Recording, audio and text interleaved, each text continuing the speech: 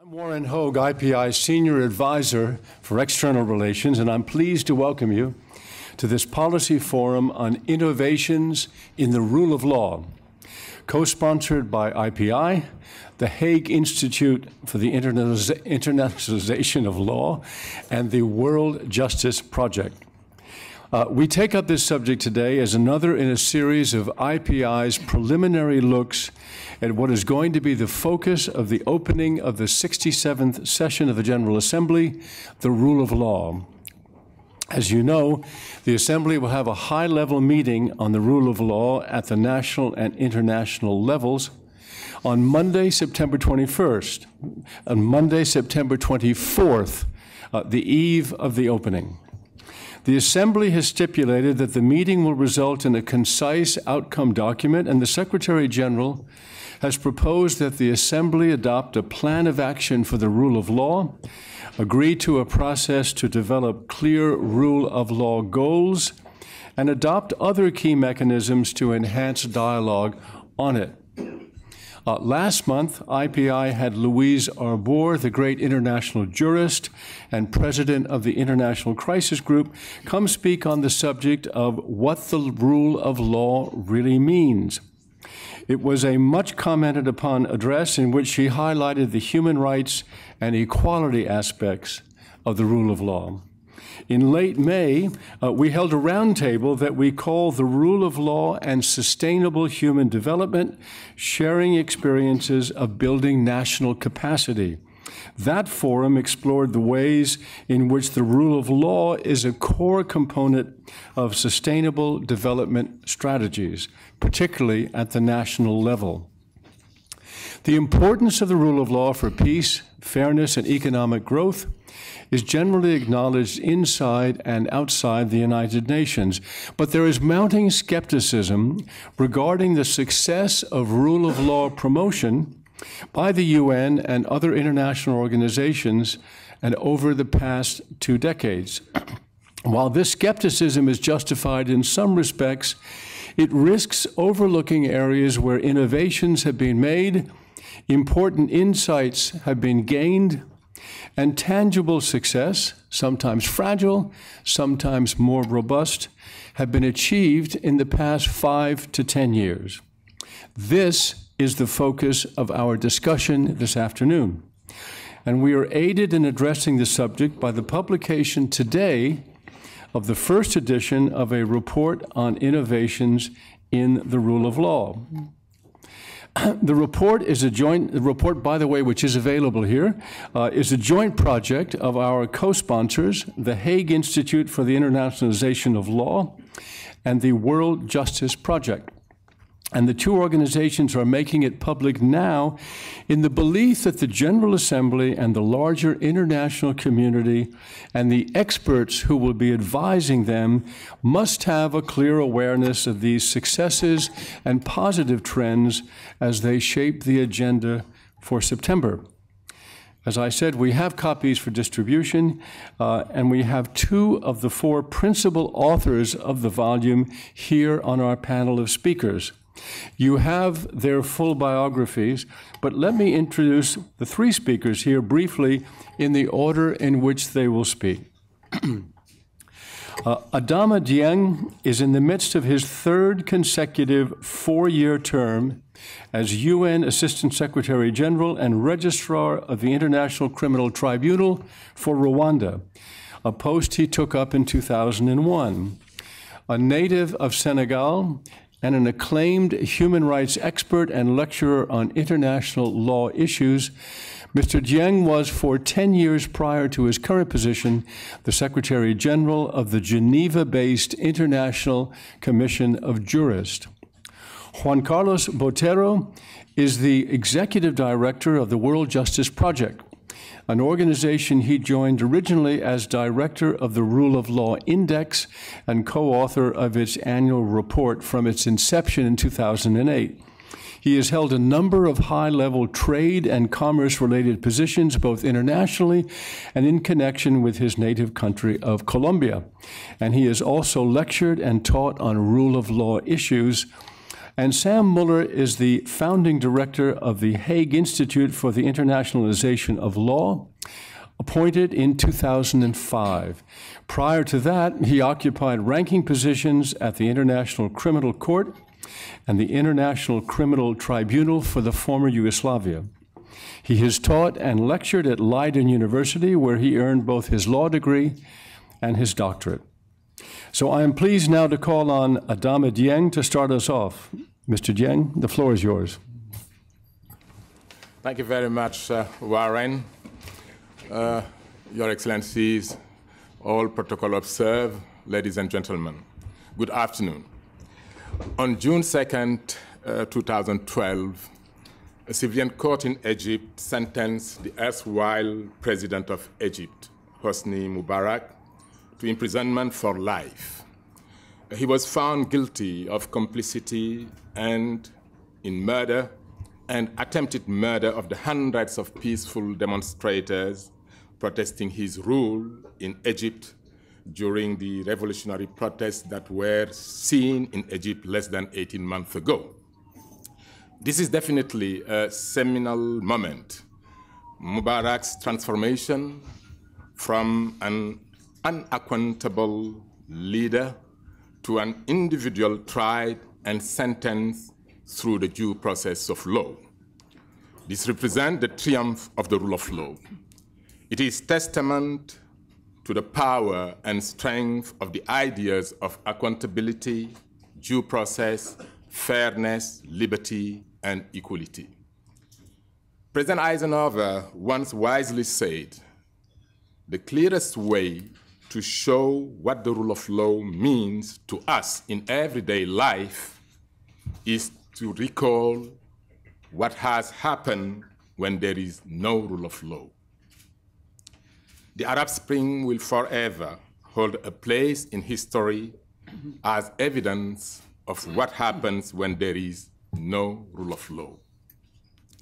Ladies and gentlemen, I'm honored to address you today on the place of rule of law in our society. To me, there has never been a time in recent years when understanding the rule of law has been more relevant, more topical, or more necessary.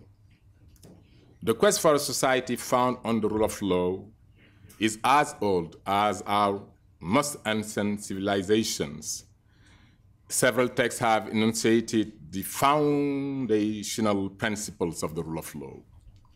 The Code of Hammurabi, promulgated by the king of Babylon around 1760 before Christ, is one of the first examples of attempt to order societies around the notion of rule of law as opposed to the rule of man. I can also refer to the Magna Carta, which emphasizes the importance of the independence of the judiciary and the role of judicial process. The Mandan Charter, which is less known, unfortunately, which was proclaimed in the year 1222 in Mali. There was the empire, the Mandinka Empire in West Africa.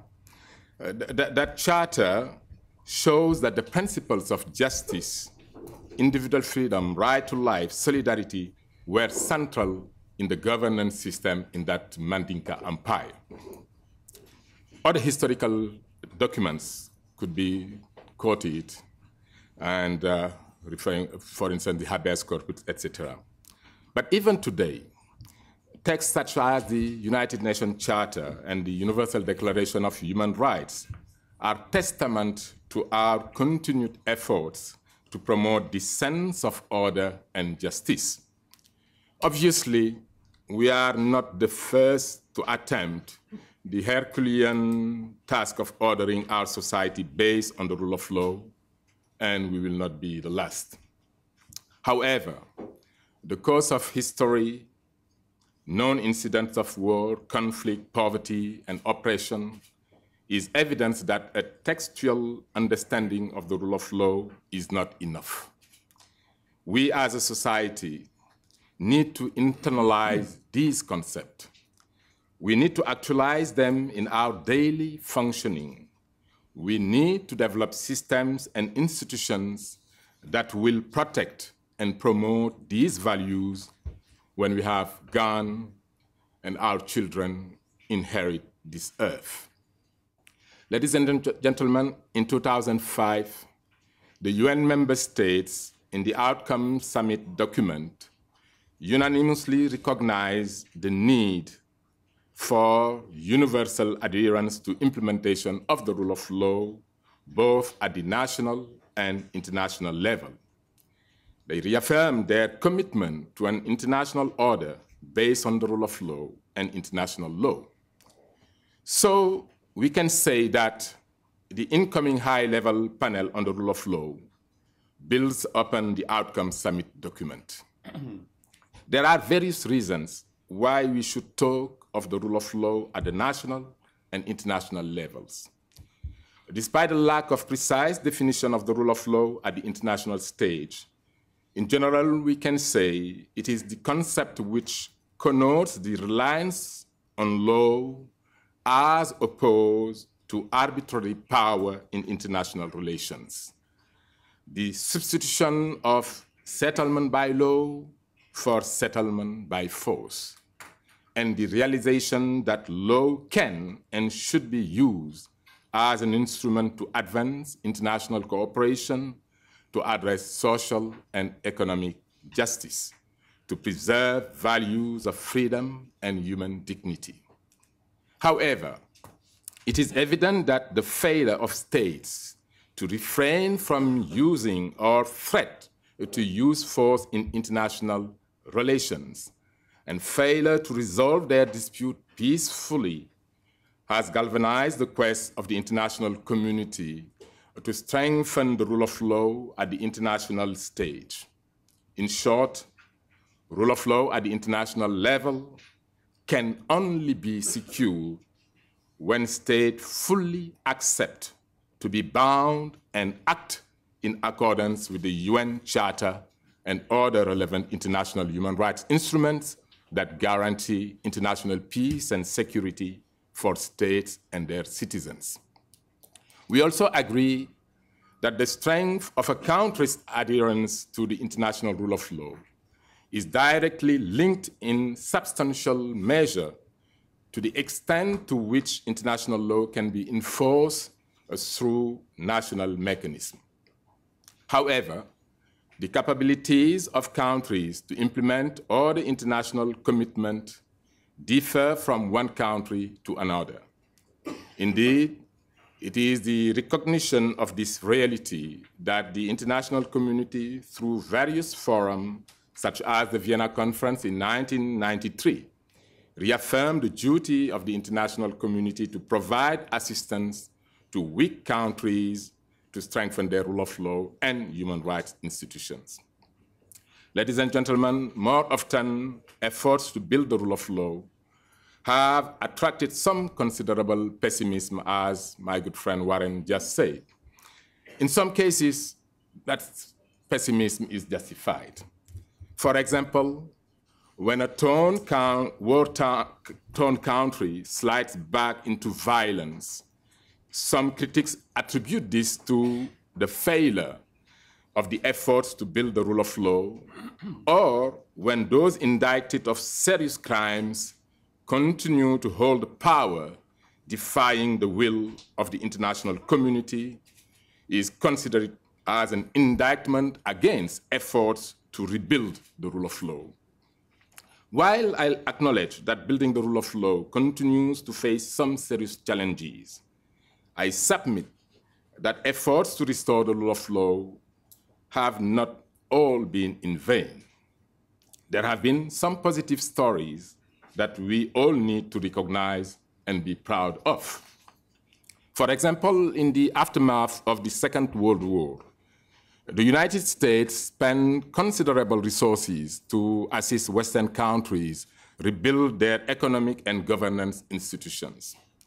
Some of the notable countries who benefited of this assistance were Germany and Japan, countries that had been accused of the most heinous crimes committed during the war. Today, in this room, we can all agree that these two countries stand out as the most prominent defenders and supporters of the rule of law, both at the national and international level.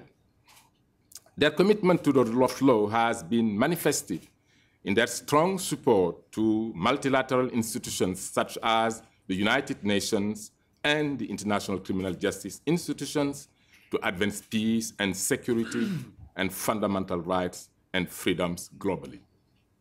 Almost 2 decades after the establishment of the Yugoslav and Rwanda tribunals, it is evident that the assault on impunity has been reaffirmed as an integral part of international efforts to restore the rule of law in the aftermath of conflicts. The work of these tribunals has shown that never again will the international community close its eyes when autocratic regimes suppress and kill their own people with impunity. Indeed, it is on the pioneering work of these tribunals that today we have a permanent international criminal code that continues to reaffirm the fight against impunity. It is also worth noting that increasingly we are witnessing how war-torn societies with firm support of the international community are assuming critical responsibility to rebuild and transform their communities based on the rule of law and dignity of their people. From East Timor to Liberia and Sierra Leone, we see citizens actively taking part in the determination of their future through popular participation in decision-making reflected in democratic electoral process. This is a historical milestone given the atrocities and injustices that these societies have endured over the period of time. The past few years have been exceptional examples of what we can accomplish as an international community if we are committed to the promotion of human rights, justice, and accountability. As I speak, the United Nations is engaged in rule of law programming in over 150 countries in every corner of the world. The statistics themselves are startling. In more than 70 countries, more than 3 UN entities work on rule of law-related activities. UN activities in this field range from supporting the codification, development, promotion, and implementation of international norms and standards in most fields of international law, to strengthening constitution, laws, and institutions of justice, governance, security, and human rights at a domestic level. There is no boundary for the type of activities the United Nations works on in the interest of rule of law promotion, and no boundary geographically or substantively. At my own organization, the International Criminal Tribunal for Rwanda, housed in Arusha, we have had significant achievement in this field. Very recently, in a seminal development, we began transferring cases to the Rwandan court system. This is indicative of the improvement and development made by the state of Rwanda in their safeguarding of the rule of law. For example, Rwanda is now listed among the increasing number of states that have abolished the death penalty for certain crimes. Rwanda also amended its rules of criminal procedures to further meet international standards for human rights and security. These are successes we are proud of. Equally significant in the field of international criminal justice is the establishment of the first ever mechanism for international criminal tribunals, which will be housed in the premises of the ICTR for the next few years, to continue essential function of the closing ICTR and ICTY. The president of the mechanism, Justice Ted Meron, has rightly highlighted that by establishing the residual mechanism, the Security Council has helped to guarantee that the closure of the 2 pioneering ad hoc tribunals does not open the way for impunity to reign once more. However, Citing these examples, I'm not being indifferent or underestimate the existing challenges in the fight against impunity or building the rule of law. Rather, I simply want to draw attention to the fact that we should not always be cynical with efforts to build the rule of law. We should be proud of our success and humble enough to acknowledge setbacks in our efforts. History and experience have demonstrated that with time and perseverance, rule of law works. Ladies and gentlemen, reiterating the theme of my address, what role then can member states play to enhance the rule of law at the international stage? I submit that strengthening the rule of law at the international stage requires states to work within the confines of the United Nations Charter and perform their international obligation in good faith. It will further require strong international and regional dispute resolution mechanisms. These institutions are crucial because they allow states to have recourse to international or regional adjudicative mechanisms to settle their dispute peacefully. Indeed, the UN Charter, under the UN Charter, the Security Council and the General Assembly have the ability to make use of these institutions like the International Court of Justice to seek advisory opinions. Commitment to this undertaking will ensure that actions undertaken by states or international organizations are in accordance with the United Nations Charter and hence grounded in international law. It is therefore important that the Security Council and the General Assembly should make use of the court, especially when such use would enhance the legitimacy of their decisions. At the national level, developing countries, and especially countries in transition, face enormous challenges to advance the rule of law. In the spirit of international cooperation, underpinned by the Charter and other relevant instruments, the international community should undertake deliberate efforts to enhance its technical and financial support to these countries to help them build and sustain critical institutions to foster the rule of law and respect for human rights. It is undisputable fact that when countries are capable to uphold the rule of law and respect for human rights of their citizens, make the world safe for all. It enables the country to take charge of its destiny while becoming a responsible member of the international community, capable to advance shared values enshrined in the Charter and other human rights instruments. I should also state that there is a strong need to reaffirm the universality and legitimacy of the rule of law concept. Rule of law should not be considered as the preserve of the weak and poor societies. We have an obligation to treat and advance the rule of law as a universal concept that inspires the rich and the poor, the weak and the strong. Conceiving the rule of law in this context will enhance the legitimacy of the concept itself and credibility of our efforts in building the rule of law in different societies. Ladies and gentlemen, I would like to state that in building the rule of law, there are no quick fix.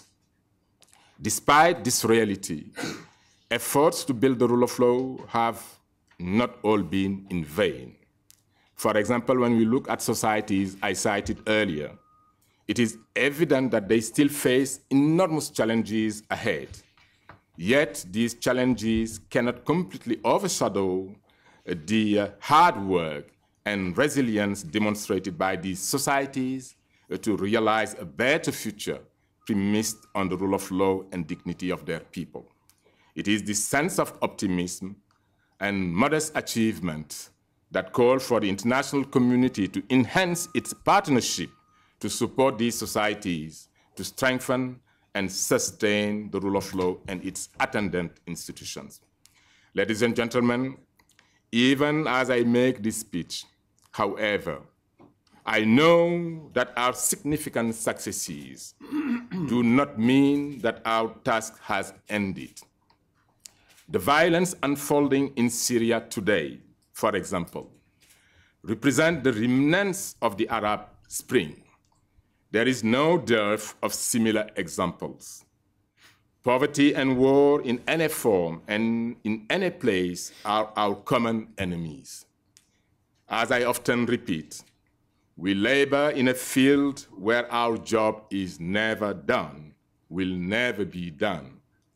That such violence, loss of life, infringement of basic rights and liberties, tyranny and oppression still exist must only inspire us all to intensify our efforts and do our best to stop such actions. Further, it should enliven us to build the institutions, systems, and international consensus to ensure that this never happens again. Similarly, much remains to be done with regard to our capacities, coherence, and coordination efforts as a community engaged in the promotion of the rule of law. An unprecedented range of actors are involved in this enterprise today. We see a combination of state government, international organizations, regional organizations, civil society groups, and individuals working together to ensure that rights, liberties, and freedoms are protected globally. This is an opportunity and a challenge. The enormous resources invested in our collective enterprise must be used as optimally as possible. We are united by our common mission, and we must work together seamlessly to ensure the success of our vision. Already, we have seen the success of our coordination and collaboration. Mr. Mubarak's trial, which happened less than 18 months after Egypt rose in revolution. Mr. Mubarak's trial was a result of civil society activism and pressure within Egypt.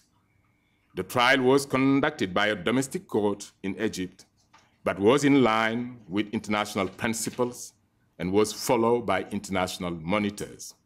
This is a joint success, one that can all be proud of. At the international stage, while the high-level panel meeting on the rule of law to be convened this September can adopt a far-reaching decision, the implementation of these decisions will highly depend on the political will of member states. It is this aspect which calls for the commitment of member states to ensure that what is decided by the panel can be meaningfully implemented both within their own countries and also in the way they relate to each other. In other words, the success of this initiative will depend on the extent to which member states are willing to work together in the spirit of international cooperation to carry out these commitments. Ladies and gentlemen, let me conclude by quoting Martin Luther King, who said, "The end we must seek is a society at peace with itself, a society that we can live with its conscience." This is a thought we must put to ourselves periodically. What is the society we live in? What are the values we promote? How will future generations judge us?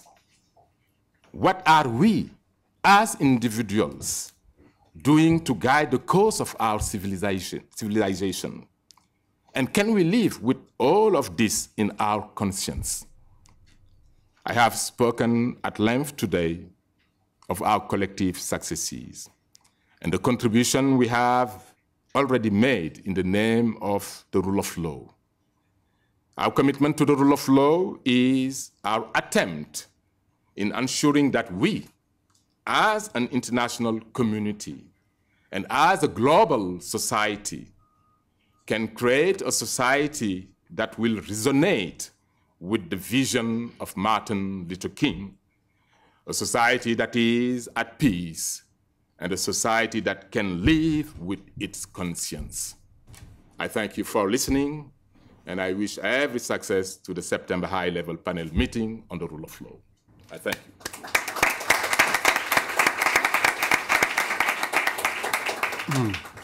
Adama, thank you for those stirring words. We're now going to turn to Sam Muller, who once again is the founding director of the Hague Institute for the Internationalization of Law. Thank you very much, and thank you very much, Adama, for these beautiful words. What I'd like to do is just share with you 5 minutes why we came to this report, and I'll do that together with Juan, with whom we partnered up to do this. Earlier this year, I was a member of a group that had a retreat at Green Tree, and that group was supposed to advise a high-level panel that was supposed to advise, that's the UN. And we sat and what was asked of us is, what should this high-level panel do when it comes to fruition, and what kind of things should be in the outcome document. And we had a very interesting meeting, of which the most I remember of that is that there were lots of ideas from all different parts of the UN and different parts of civil society that was also there. And everybody realized that the rule of law and this high-level event was really a huge momentous thing if you have all these heads of state coming together to do something on the rule of law. However, what we also sensed, and that was also something that I regretfully also brought to the meeting, that in rule of law promotion, there is also a lot of bad news. There's a lot of things that haven't happened. There are, bureaucrats, there are parliamentarians, there are international officials, there are civil society people that all say, well, we've done so much, we've spent so much money, we've done it in so many different areas, and why is there no rule of law in Kenya? Why is there no rule of law in what? You could go on.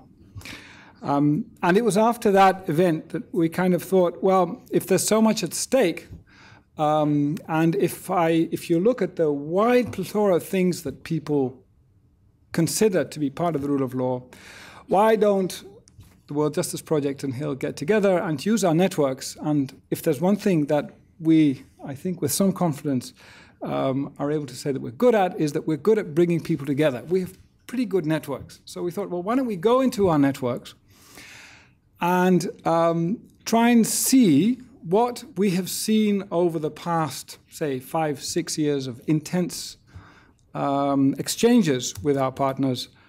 Let's look at a few things that we have actually learned, and let's look at a few things that actually work. And let's try and bring those together in some kind of report. And the things that we learned, we would call insights, and the things that work, we would call them innovations. And what we try and do a little bit in that report is to see if we could also organize a little more focus in the whole rule of law thing, because there's a lot happening, and given the limited resources, it's perhaps good to focus energy a little bit on things that work and on insights that you've gained, which you can develop. Now, where do all these insights and innovations come from? They come from academics, they come from practitioners, and they come all from organizations that in turn have extensive networks out there. One limitation that we do acknowledge in the report is that we could only go so far in reaching every single part of the world. So there is, of course, some selection in what we have. But all the organizations that have contributed, all the people that have contribute from the background of networks and of projects of which we know that they basically have worked all over the world. They involve many different geographical areas. And we have examples from Nigeria and Mozambique, from Jamaica to Mongolia to India to Mexico. So one thing you clearly see is that there are examples from many different parts of the world.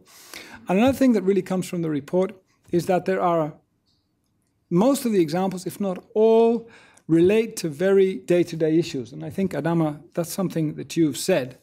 there's very little grandiose stuff about principles. And in fact, Warren warned us yesterday that in that sense, the report was a bit boring. It is. And maybe we're proud that it's boring, because these successes or these innovations and these insights all relate to things like ownership of land, a government official who is not accountable, divorce, inheritance that doesn't work, somebody's really poor and can't start a business, real problems relating to real people around which innovations have been built. And that would be another thing that I would draw from the report.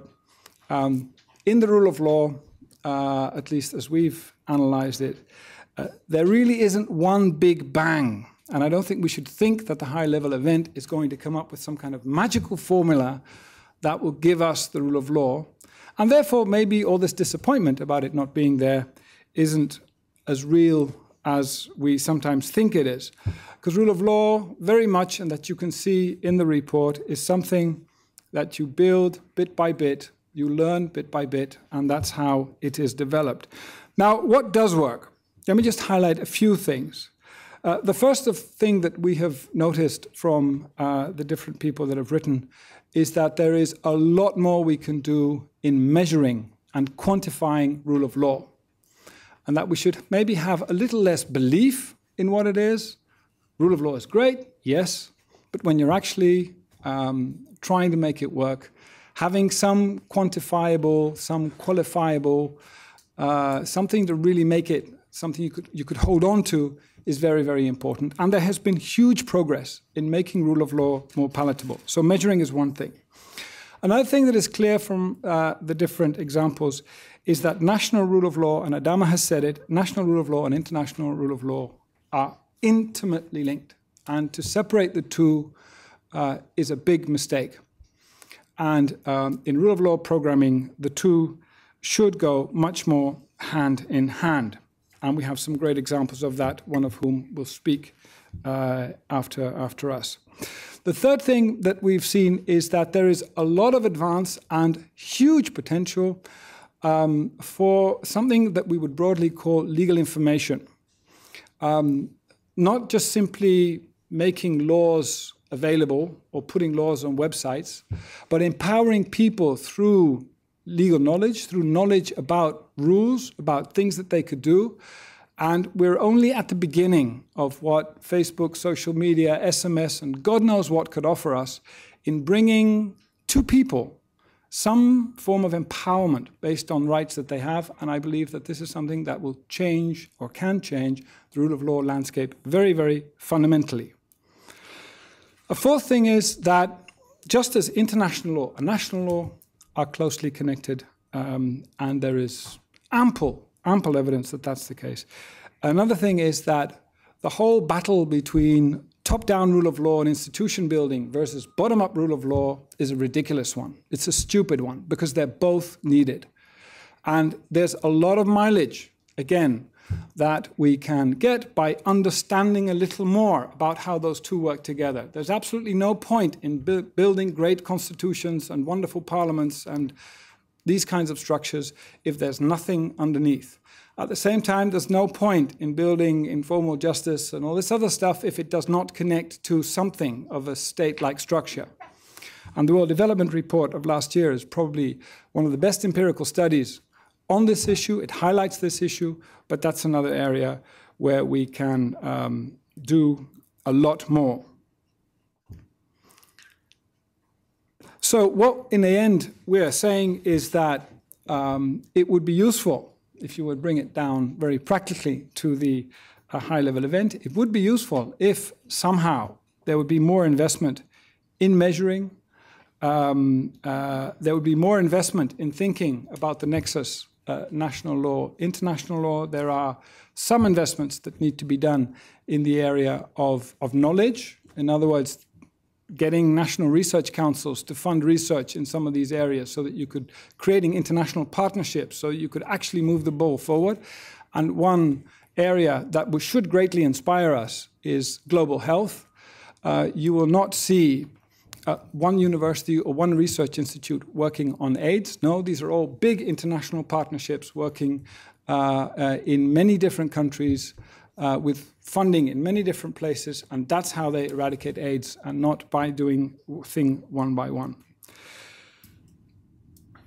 That is kind of in a nutshell. There's much more richness in the report, and that's also why this meeting for us is so important. We'll hope to get some feedback from you in the discussion, and then we're actually going to issue the real version of the report, because what you have now is just the first version. Let me take it back. I did indeed say the report was boring, but that was only after I'd spoken with Juan Carlos and Sam, and I said, you guys are so much more interesting than that boring report.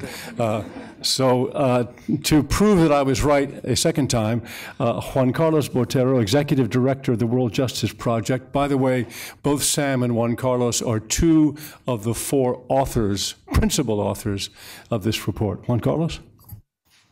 Thank you very much, Warren. And thank you very much again to the International Peace Institute for partnering with us in organizing this event. We are delighted to be here and to speak with you. So the task is, these guys said these were boring, and the task that I have in front is to try to prove it is not. And I will achieve that. First, let's start with a statistic. It is the reports, the pages. It's only 3 pages long, each paper. So people wanted to write 20 pages because these are all prominent academics or practice. No, 3 pages, that's it. Because people don't have time to read that long. So 3 pages can be read. So it has 19 papers of 3 pages that summarize, in a nutshell, lessons learned by these organizations from the Max Planck Institute, the OECD, Vera Institute, and in organizations all over the world on successes in the last decade. So it's worth reading. It's short. Second, let me just highlight a few examples. I cannot go through all the 19 papers. I'll just highlight a few examples here and there to hopefully entice or motivate you to go there and read them. The first one, if you go to page 20 of the report, and you see a cool graph, is lots of colors. What this is brilliant. This is brilliant because it is so overwhelmingly simple. This is the work of the Harvard Kennedy School Program in Criminal Justice. And what they did was that there was piles and piles of data and reports, case reports, in the offices of the Attorney General in Jamaica. But this data was not being used. What they did was simply to create a very simple indicator, which is take total hits of the search and seizures versus total searches. What they found is that some police districts bother a lot of citizens and interfere in their liberties, searching a lot of people with very few hits, whereas others bother a lot of people and get a lot of people, a lot of hits. Hits meaning grabbing drugs or weapons or these type of things. But there were some group of police districts who, searching very few people, so interfering a lot less on the liberties of the citizens, were obtaining the best results. One number, using existing data from the countries that is existing in every country in the world, changed the way in which police and the trade-off between liberty and order was administered in that country. This is a very powerful article. I hope you read it. I love it. The second example I want to read is from our own experience. This is the page 51 of this. I know we didn't bring enough copies. This is the World Justice Project Rule of Law Index. Is the page of Canada. Because the idea I want to highlight here is complementarity. Nobody can dispute that Canada is one of the highest rule of law countries in the world. There is no dispute. Canada is just fantastic in all dimensions, all aspects. Canada is a very well-functioning society. However, even in Canada, which has one of the best judicial statistics in the world. I mean, you read the book, it's like this big. They collect everything. Even in that country, using external indicators, cross-country indicators, was used by the Chief Justice. What she did is she took these graphs and she said, pointed this to the judicial system in Canada, the Chief Justice, saying, hey, there is a point where we are underperforming other OECD countries, other high-income countries, there is room for improvement. So the point I'm making here is improvements in measurement are fundamental, and they are both at the way of collecting and using statistics at the country level, and also at the level of integrating global data, public and private, qualitative and quantitative, global and national, to convey a more accurate picture of progress in countries. And as you know, we know a lot more about performance-based statistics in baseball or in football in this country than we know about how many cases were filed in each district court. So Americans, even the US, and I'm picking on Canada and the United States because they are so advanced in using statistics. Americans know far better the batting or catching rates of players than they know about justice. A second example, if you go to, there's two articles on that, but one is from Landesa, and the other one is from the FAO. They speak about land rights. The point is very simple. 70 to 75% of the extreme poor in the planet live out of land, and land rights are not secured. Change that equation, and you have changed, or you have achieved a path to seriously diminish poverty. It is, again, 3 pages, very nice reading, these 2 articles, I recommend them. There's another 2, one from Nigeria and from Sierra Leone. And what I want to highlight about these 2 is that they were done by leading researchers. I saw myself, one of these 2 people, destroy very technically, very politely, a Harvard University professor on a technical dispute about indicators. And these are people working in Nigeria and in Sierra Leone who have a level of sophistication and expertise that is superior to that at Harvard or Yale or Stanford. That is a great improvement, and one that needs to be replicated. We are not going to advance in this field if all knowledge comes from the North. There is tremendous and very, very valuable knowledge coming from the South that is, by the way, more applicable. And the last one is the 2 papers I want to mention about informal justice. And that's that conversation back a few years ago when I was doing my field work for my dissertation. I spent a whole lot of time in Liberia speaking with chiefs, traditional chiefs. And the question was, well, why don't you use the courts? It's very simple. I have to go walk 25 miles to find a bribe the policeman so that I can put a claim, then wait for 6 months, bribe the judge, and then wait for 6 months and nothing happens. Whereas if I go to the traditional chief, we bring the parties together, 2 days, small stipend, problem solved.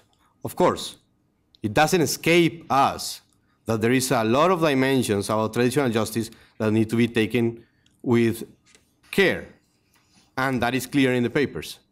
But the notion that we can deliver justice in rural villages without taking into account the fundamental work of the chiefs and the chamans in the Amazon or the jirgas in Afghanistan and Pakistan is simply nonsense. So these are just 4 examples of concrete ideas in which specific, privately led, sometimes UN-related, as we'll see on other papers of the report, highlights. Some of these are work that has been done in collaboration between UN entities and private organizations. Some of this is just privately based, but when privately based, if it is in this book, it's because it has UN implications that we hope you will go back and read and reflect on those and see if there is more of that we can do in the future to keep advancing the agenda globally. Let me conclude by saying that we cannot fully change in 1 day or in 1 year the rule of law situation of the world. That is clear. but we can make incremental improvement here and there. The knowledge is available. What is not is the widespread dissemination of this knowledge. Thank you very much. Thank you, Juan Carlos.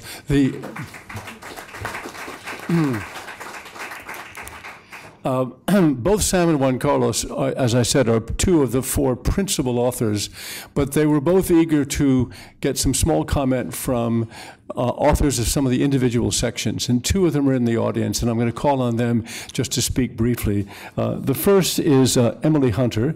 If you would wait for the microphone. By the way, we are webcasting this, so Emily, if you would look at that camera there, and when you hold the microphone, you have to hold it steady or else the sound will start to waver.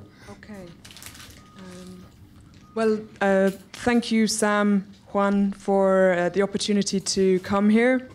Also the opportunity to prepare a boring three-page contribution to the report.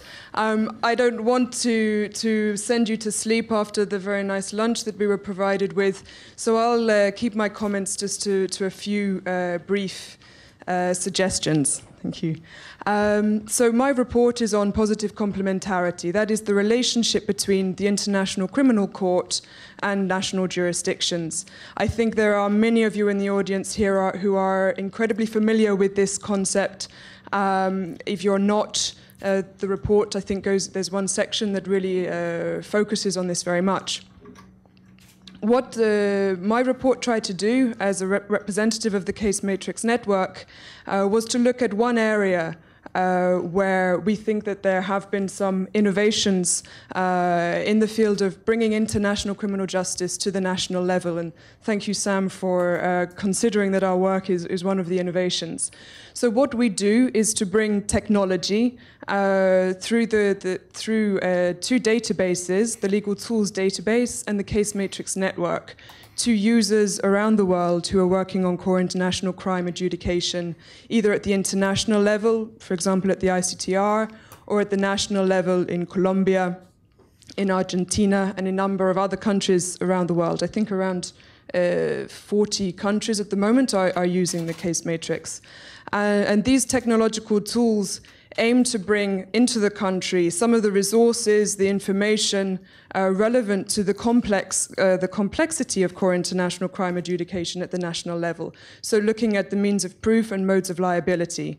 They are boring, you're right, but they're also incredibly important to being able to, for national cases to proceed in the rule of law standards that we expect. And so these two databases aim to provide that. They aim to put into the communities where the atrocities have happened the resources and the skills that are required in order that local actors can move forward in the way that is appropriate and suitable for their conditions. I think that's it. I'm sure there will be many questions, criticisms from those of you who may be familiar with the legal tools of the Case Matrix, and I really welcome being able to answer them.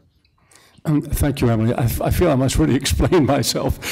This was a conversation, SMI-AFIS, in which both of them came, and we had this wonderful, lively conversation.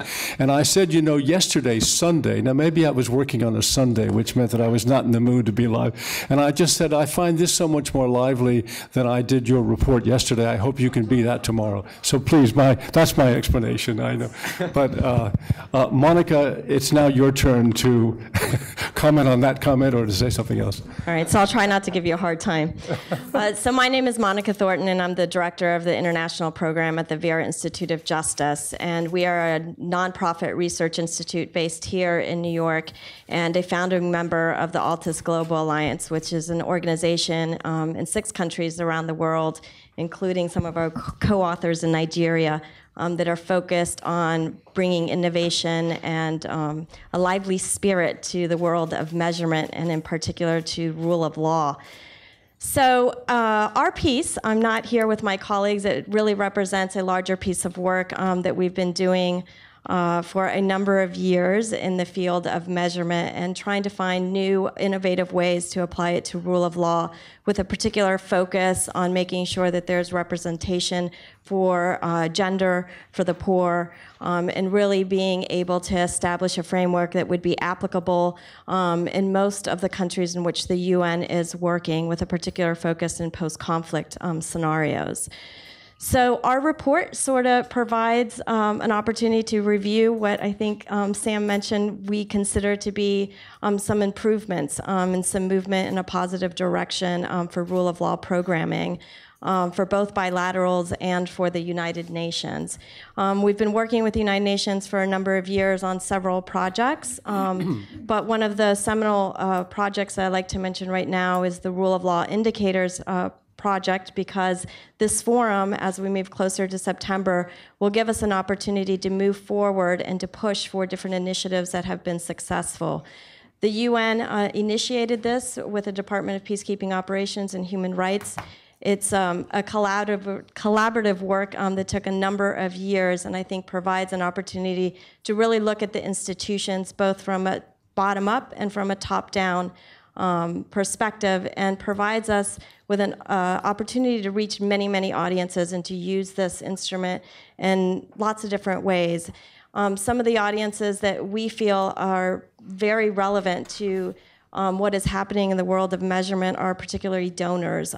We have seen that the UN is under, and actually bilaterals as well, is under a lot of pressure to report to donors, to establish the kind of impact that they're making, whether things are moving in the right direction or not.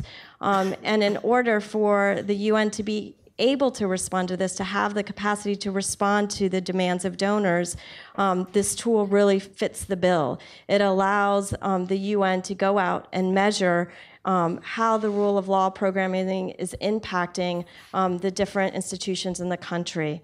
So that's one set of ears that is really, I think, open to this type of work.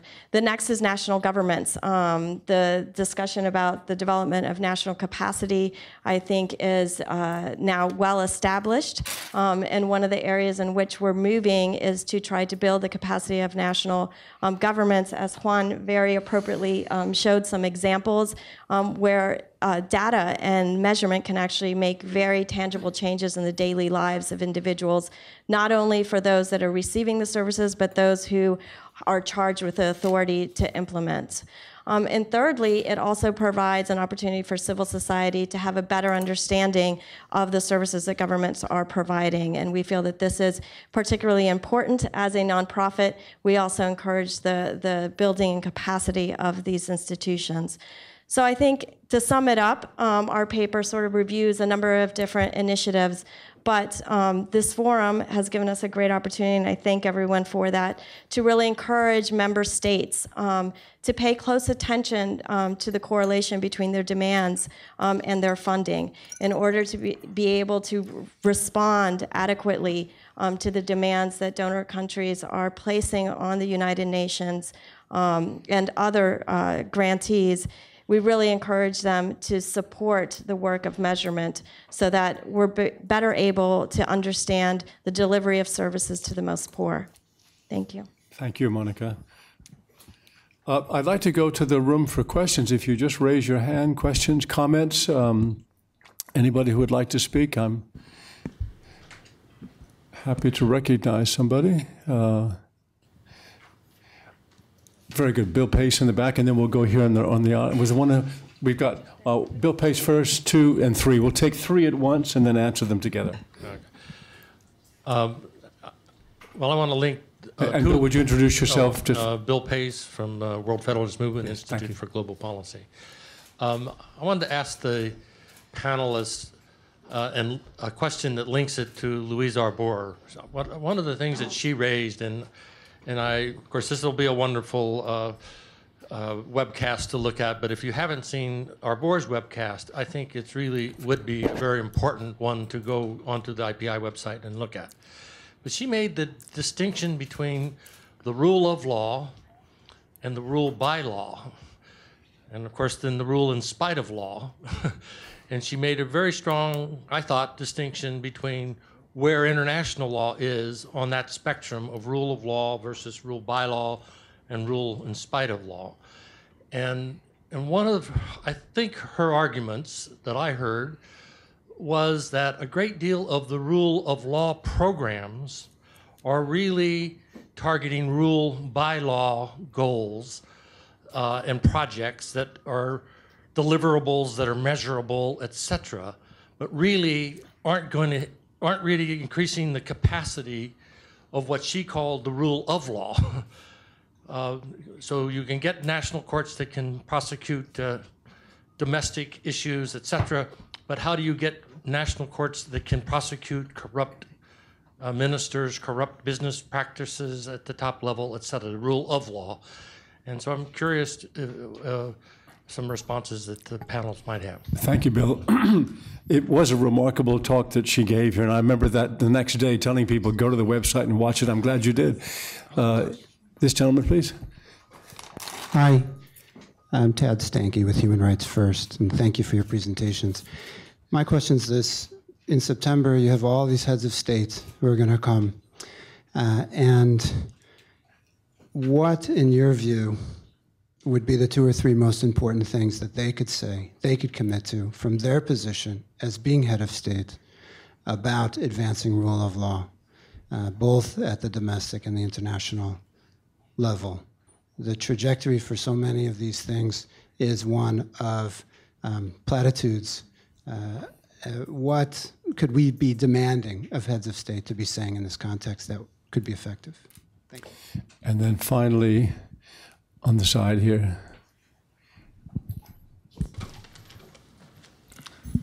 Hello, I'm Sadek Amini. I'm a Fulbright scholar from Afghanistan, graduate student, Patterson School. Rule of law, I really appreciate the report, even though it's boring. The stamp has already been done. So, and I also appreciate IPI for organizing this.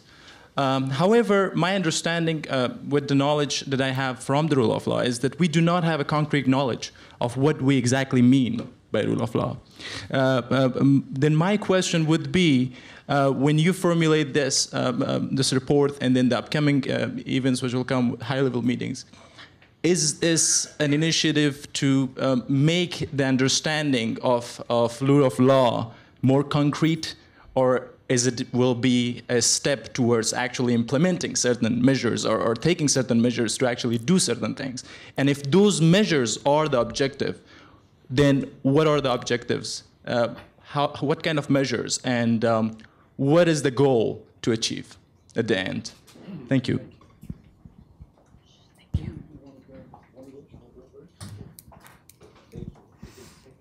Sure.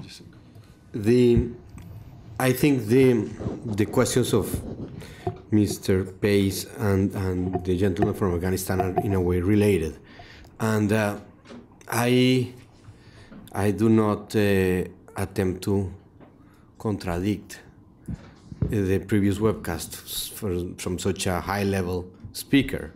I would not even try, but let's try nonetheless. I contend that is not true. The examples that we're bringing here, both the one in Jamaica, is building rule by law through building rule of law.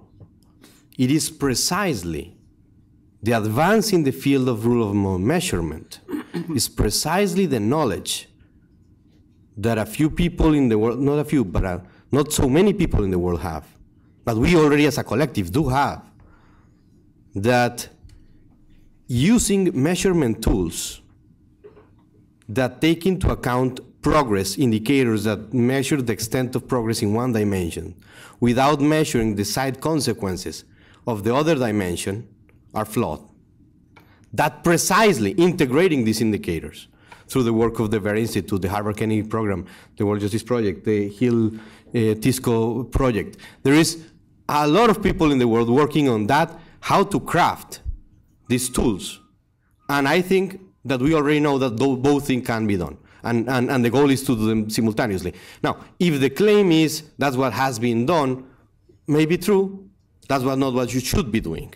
And that is the objective, and we know how to avoid that, and that is the objective. The second example on that is in our own work at the World Justice Project, what we measure, and that ties to the second question. We start with a basic definition. What is the rule of law is 4 principles: accountable government, clear, stable and publicized law that include the protection of fundamental rights, open process, and access to justice.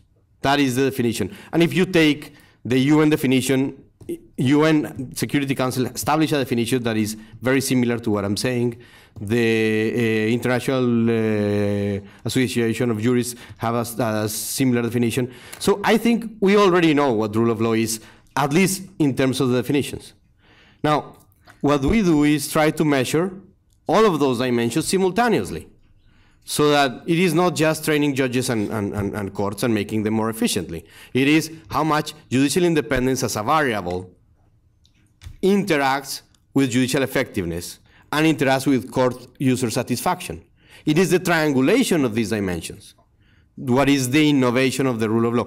And I honestly think that these 4 initial papers on measurement make that point very clear, and the rest go into other areas which are not specifically my area, so I'll leave it there. By the way, I just got a message this morning from the International Crisis Group that Fabienne Hara is taking 3 months, I think, on a sabbatical or leave, and that in her place, Louisa Arbour, the president, will be coming to this community to spend the summer. She also will be appearing here in September, so maybe we can keep this debate going if you come back. I'll be honored. Yes. The other questions. Well, I think it's probably hard for Juan to say, but I will say it. I think that the rule of law definition by the World Justice Project, and I've been very close and seen that develop, it has been tried and tested with thousands of people in thousands of gatherings all over the world. And you could lose a lot of time on a definition. It can also be slightly different, but there's not much mileage to get out of another principle discussion over whether a little thing should be tweaked there or there. It is something that I think on the whole has a lot of legitimacy and is just a very good starting point to work with. Those 4 factors, and underneath there a number of other factors. And I think the rule by law thing is really criticism to something very different. I mean, if I talk to, and I'm an NGO type now, so I'm allowed to say this, but if I talk to, for example, diplomats from my government, I still sometimes hear that they think it was a really good program they had and they actually measured the results. Well, what did they do? The program was to train judges, and they trained 40 judges, and they measured that they trained 40 judges, and 40 judges were trained, and then the program was a success.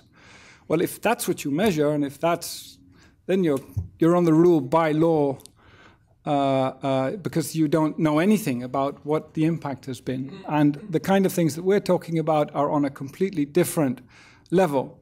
And one of the key things there, and I was saying a few things earlier about social media, is you could actually ask people.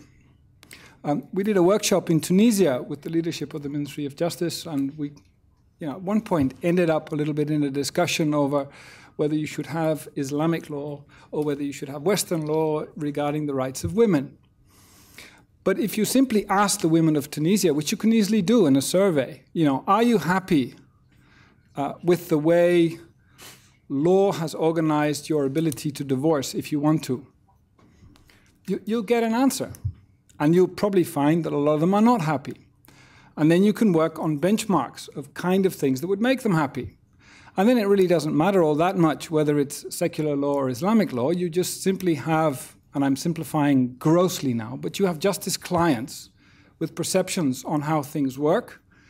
And you can start working on improving that around very concrete problems, because whether you're, most people would find it a bit annoying if 50% of your population, namely all the women, are not happy with the way certain things are organized in inheritance, etc. So you can actually test those things. And probably in the long run, you could even go further. You could probably, when a donor or a particular rule of law project is being done, When work is being done on improving a court, you could do what they're already doing in the medical field.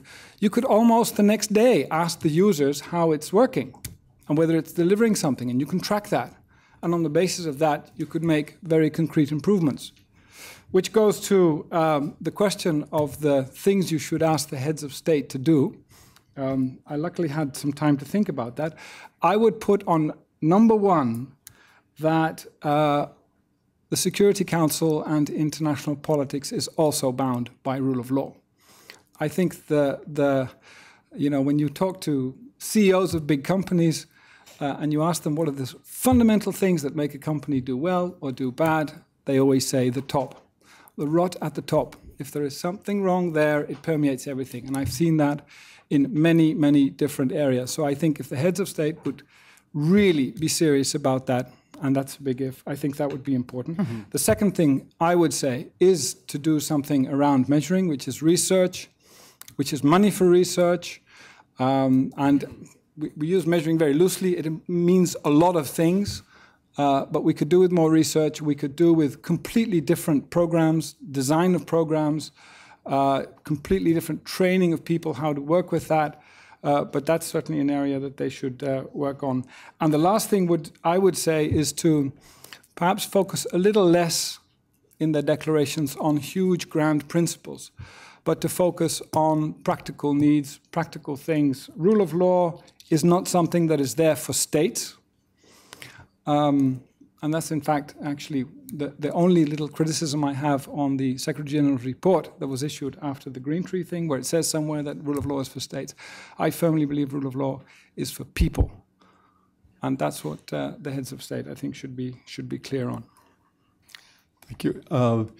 Let me go. There's very far back, and then here in the front, and third one. And we'll take four, okay? Can you listen to four questions, and we'll answer them all together. Sure. In the back first, please. Okay, it's Rhonda Haubin, and I'm a columnist at the online site for taz.de, which is die Tageszeitungs site. And I find what we just heard from our speaker about the Security Council being bound by the rule of law very, very optimistic and helpful to hear this spoken about.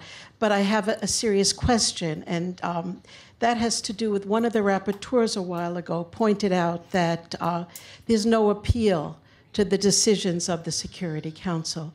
And I thought this came up a while ago when one of the issues brought to the Security Council was brought to the International Court of Justice. And they said, well, then would the Security Council be bound to what the International Court of Justice said? But I think there's a real problem that there is no sense of a rule of law at the Security Council. Instead, it's all political. And I wonder if you could speak to that, the issue of doing things politically versus the rule of law, and what the significance is of that distinction. Good question. Here in the second row. Hi, I'm Norman Green. I'm a lawyer here in New York. I'd like to address myself to the concept of waste in rule of law promotion. Mr. Muller addressed it a little bit. Our job is to train 40 judges. We train 40 judges, and we don't have any idea whether it did any good or not. How do we train our donors to only fund projects that work, that make sense? And how do we train our implementers what to bid for, and not just to bid for something to keep the lights on, keep their staff employed, and keep the ball rolling? Let's avoid things that don't work, and let's avoid things that we don't know whether they work or they don't work. And could you help us out on that? Thank you. Right next to you. Hello, Milan Civic, U.S. Department of State. I appreciate this report very much. Thank you. And as you were conducting your research, my question is, did you examine various models of international interventions to promote rule of law and the surrounding debates, including the cynical position of rule of law as the new imperialism? And then finally, here in the front row. Thank you very much, Jette Michelsen from the Mission of Denmark. Denmark's PR, the Ambassador of Denmark and the Ambassador of Mexico are co-facilitating the outcome document for the high-level meeting on rule of law. And I think I would like to, with my Mexican colleague, like to share with you today from the consultations, and very much recognizing the very interesting presentations from your side, but also hearing about, there's a central idea, measurement. And I think there is some thinking to be done around this, because, of course, this is very much a question of measurement as a useful instrument, but in the interest of whom? And you were saying very much this is about focus on the people concerned. This is about national, local stakeholders. So I think we need to be thinking about how the idea of measurement is actually presented. Is it something which is being done from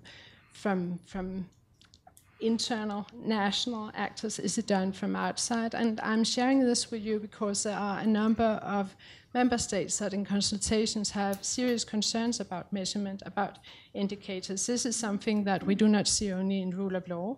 We see it in other international consultations, in other negotiation fora. So I think, and I heard it also coming out from several of you, who should such instruments benefit? Is this something which is only to accommodate the interests of donors? Denmark is a donor country, and of course we always have to justify to taxpayers how taxpayers' money is being used, that there's an impact. But I think this is about the national and local stakeholders, so we should be careful about focusing in this discussion too much on what donors would be thinking, what donors' interests are. And I think if you want to take forward this notion, which indeed can be very useful instruments, you need to think about who would these instruments be very useful for. So thank you very much. I'd rather wait for the next one, unless your question is linked to hers. Okay, good. Adama, could you take on the Security Council rule of law question, the very first question? Because I think the questioner was citing something you said. Am I wrong, or? Oh, was it? Okay, Sam, you're the guilty party, so you answer the question. I think Adama would be much better at answering this. Well, I mean, no, I don't have a. This is a difficult question in any form of government. The issue of politics, what's the role of the judges, what's the role of the politicians? They are different, and I think we make a huge mistake if we try and change the Security Council into a judicial body. There has to be room for politics, and then there is the, as the French so beautifully always say, l'espace judiciaire and l'espace politique, and they're both needed. And how they relate to each other is very, very is difficult. I do recognize there are lots of problems, although if you look, there are also incredible innovations. If you look at the creation, it's mentioned actually in one of the contributions here, of the ombudsperson on the sanctions committees, that is something created by the Security Council. The Security Council gave the ombudsman ombudsperson the ability to make observations on things, and it's actually making a difference. And it is something that the Security Council created by itself. So I don't think it's all doom and gloom. But just a footnote on this issue to say that there was a time we were all opposed to the idea of having the Security Council dealing with human rights issues. And I even published at the time a special issue of the ICJ review. But we realize today that hadn't the Security Council been involved, to some extent, many crimes committed today would not have had been tried by these international criminal courts. Had they not been involved, we would not have the Rwandan tribunal, we would not have the Hague tribunal. This doesn't mean that the Security Council as an organ is perfect.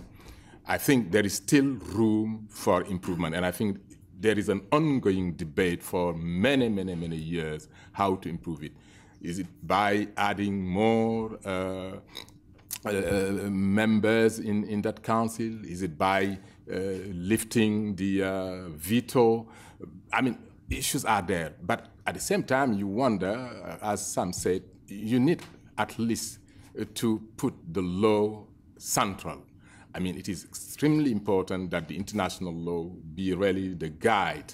I mean, we all remember the Annan stress during the Iraq conflict, when, as some said, she was almost, and he ended when he was quoted by the BBC, saying that there was questioning the legality of that intervention. So that is to say that this is a battle which has to continue, definitely.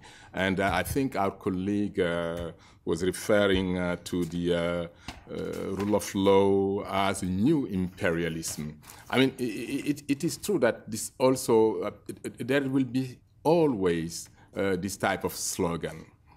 I mean, but I think we need definitely the rule of law. I mean, today in Africa, they are considering to establish a criminal division within the African Court on Human and People's Rights to handle. But I think it has come a bit late, to my view, because had they accepted from the early days to incorporate universal jurisdiction within their legislation, this issue would not have been central to the debate. And I warned it in 2001 in an op-ed that it is for the African to bring their dictators and their warlords to justice. Otherwise, a day will come, they will talk about judicial imperialism. And that day has come when in various circles, some African leaders are talking about judicial imperialism. And the most recent illustration is the decision taken by Malawi to no longer host the AU summit. And that is to say, we need to really spread as wide as possible this rule of law message. And as I said in my speech, I think what happened in Egypt, nobody expected that it would happen. And we should not stop there. I mean, the Egyptian people have democratically elected their president now. And he has committed also to uphold the principles of the rule of law. We should all be together and help the Egyptian people to continue. And that's why I think the legal literacy is extremely important. We have to empower the people. We have to make sure that the law goes at the grassroots level.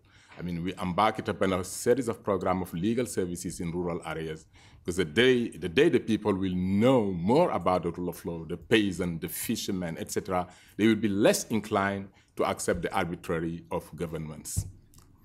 We have a collaborative answer to the question from our Danish friend. Do you want to start or Monica start?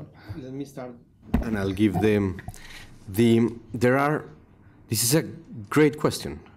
There are at least the map of measurement, what we call measurement. We have a club of measurers, really. But the map is multidimensional. It includes from at least let me step in 4 orders of measurement. One is the work that I highlighted that the Kennedy School has done.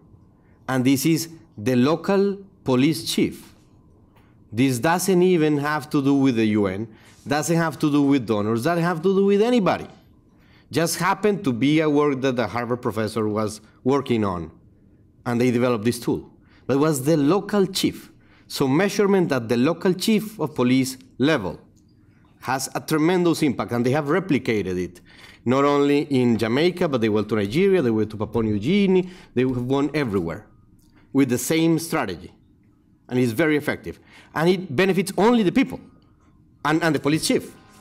Okay, second order of measurement is the type of work that we do, which is global indicators by a private, independent, non-government organization. This benefits governments because we engage with them. We don't engage with the UN. We engage with the governments. Discuss the findings of the results. We meet with the governments and discuss our numbers. And we have this massive database. But we also, these reports are public. So civil society organizations are using this to say, hey, there is not enough freedom of speech in such or such or such country. So it's empowering people as well, in benefiting the people.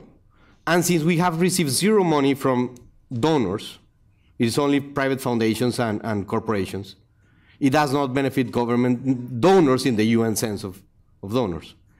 Then there is a third order of measurement, which is the work that Monica and Jim and his team and their team have done, which I would yield to my colleague. Can you hear me now? It's All on, right. yes. So I think that's right, and I just want to clarify, part of my focus on pushing donors to focus on measurement today is because there's so many of you here. But the work that we're talking about is a collaboration between the very basic local level and the donors. And what we've really tried to focus on is not, you don't have to do one or the other. You can actually do both simultaneously. You can implement and measure sort of at the international level and get countries sort of level indicators, and at the same time be building the network, the capacity of your local partners at a very basic mid-level within institutions. And I think everyone is mostly focused on long-term sustainability. So the efforts from our point of view, from civil society, are that all of this is futile unless you're going to be able to eventually walk away from this and leave institutions that can stand on their own without international support. So our hopes in this and creating this measurement goes back to some of the examples that Juan brought up of some of our colleagues in Nigeria, although I have to say that it is a Harvard professor that is funded by DFID. So there are some, some motivations. That's this true. is somewhat linked. But, your question about, who's this for? My answer is that it's for everyone. And that's what I was trying to highlight, that it responds to the donor needs for knowing and being able to report back to their taxpayers about impact. But it also includes the most basic level where, at least in the work that we're doing, part of the methodology and the selection of the methodology is to give a voice to the most poor. And so we look towards public perception surveys. We look towards using administrative data to augment the capacity of bureaucrats in just collecting information and knowing, and pushing accountability and transparency. So we push for knowledge about crimes that are committed by the government. We push for knowledge about spending, corruption. So all of these aspects are really central to this. So I guess in conclusion, my response is that it doesn't have to be so black and white. You can actually promote the use of indicators at various different levels and build capacity while you're doing that. I think it would be foolish not to do that and a missed opportunity. So I still encourage donors to really look at carefully the tools. I think a lot of what happens is they see an instrument that they don't personally understand, and they assumed that this is just, a top-down approach, when in fact I think all of the practitioners, all of my colleagues, we are very much focused in building capacity within the UN, but also building capacity with our national colleagues. First of all, the panel, terrific panel. Thank you so much for for your attendance, for your attention, and particularly for those really excellent questions. I thank you all.